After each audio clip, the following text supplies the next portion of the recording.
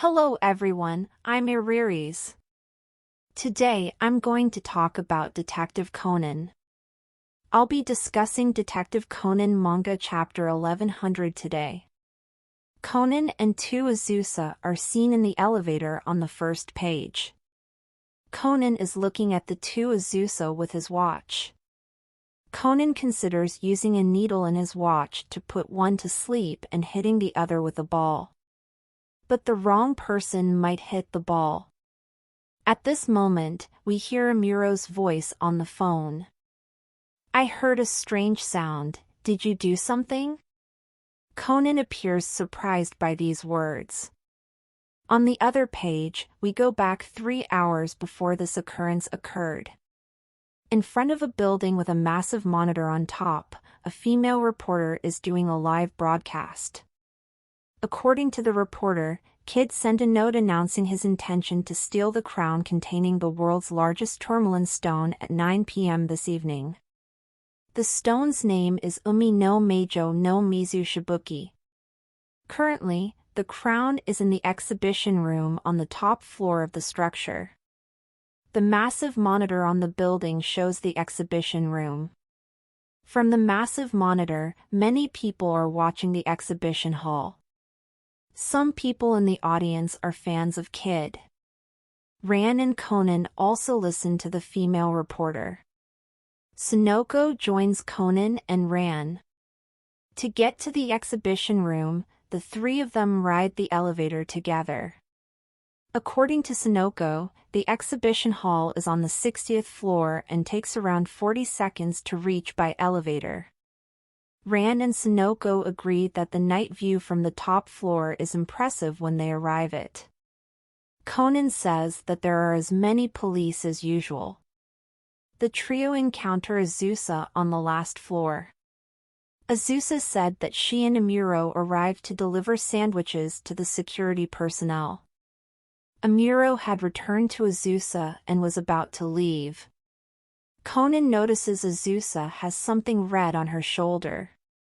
Azusa says it's ketchup. But Conan thinks that the color is too light to be ketchup. Azusa requests that Ran and Sunoko tell her what Kaito Kid did after that. They both say they will tell. And Azusa adds, I want to know how Kid saw him across that corridor. The trio are surprised at this. Conan, Ran, and Sunoko meet Jirakichi Suzuki. Jirakichi developed an anti-Kid corridor. He refers to this corridor as Fuji no Michi. Its meaning is wind God's way. In the corridor, there is a strong wind. The wind will cause the kids' cards to get disoriented. They pass them through the corridor and reach the exhibition hall. Jirakichi's assistant says she will continue to explain. The exhibition hall's windows are all barred with iron bars. You can only enter the exhibition hall by passing via Fuji no Michi. If the crown is removed from the display case, an alarm will sound and the door of Fuji no Michi will automatically close after 3 seconds. The corridor has its own separate source of electricity as well. So it won't matter if Kaito Kid turns off the power.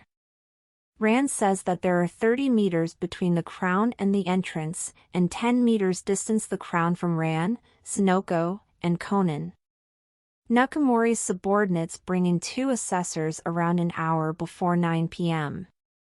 The experts were late due of a small problem. The experts' names are Chujo Chikeo and Bunji Kano.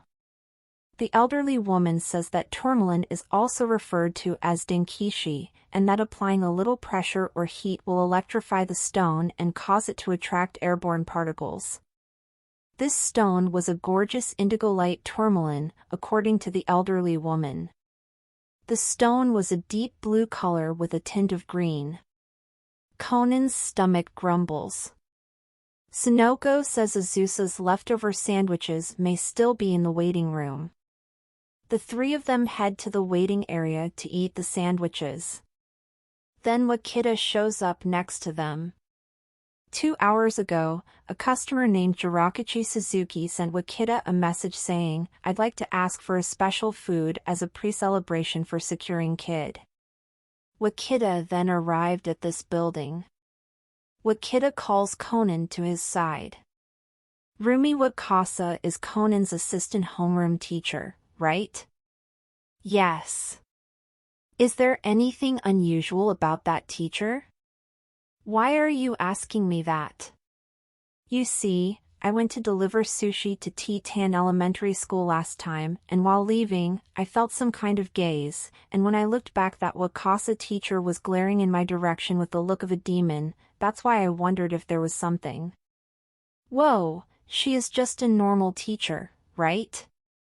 She is a little clumsy, though. Is that so? Conan remembers the end of chapter 1099 during this conversation. Wakita asks the trio if they are late because it is almost 9 p.m. For the first time in this chapter, Kid's whole warning notice is shown at that time. Wakita most likely read this note. The kid's note says, "Tonight at 2100 hours, let's break the curse of the sea witch, erase the water droplets, and let's take a look." They say they're going to the exhibition room. Wakita refuses to join them, saying that even if he did, he wouldn't be of much help. He thinks this as he looks behind them. The countdown begins for Kid as they head to the exhibition room. The kid appears just as they reach the exhibition room. Nakamori tells his subordinates to capture the kid. Before that, let's erase this crown from the world as in my warning note and let's see. After saying that, he counts to 3 and the crown disappears. Conan appears surprised that the crown disappeared before the alarm went off. This was the summary of the chapter. To be honest, I thought it was a great chapter. In the upcoming chapters, I believe we'll also see a flashback involving Wakita's eye. Wakita appears to have begun his investigation of Wakasa. He had already reacted to the news of Wakasa in the newspaper. This was to be expected. Conan says Wakasa is a good teacher. Conan now thinks that Wakasa won't cause any harm, at least not to children, in my opinion. He doesn't really view it as an enemy, but he also doesn't seem to truly believe it. How do you think Kid stole the crown without raising the alarm? I think that might be related to the tourmaline stone's characteristic that this elderly woman mentioned. To be honest, I'm not sure, but the kanji used to write the name of the stone means both splash and spray. Spray means very small drops of a liquid that are sent through the air, for example by the wind. When Kid said to break the curse, perhaps he meant it in that meaning. We also hear Amuro on the phone. What was the strange sound Amuro was mentioned, I wonder? It is difficult to make a definitive conclusion because there are many issues that are unclear at this time. I'm looking forward to the next chapters. So, what did you think of the chapter? Please share your views with me in the comments. That's it for today.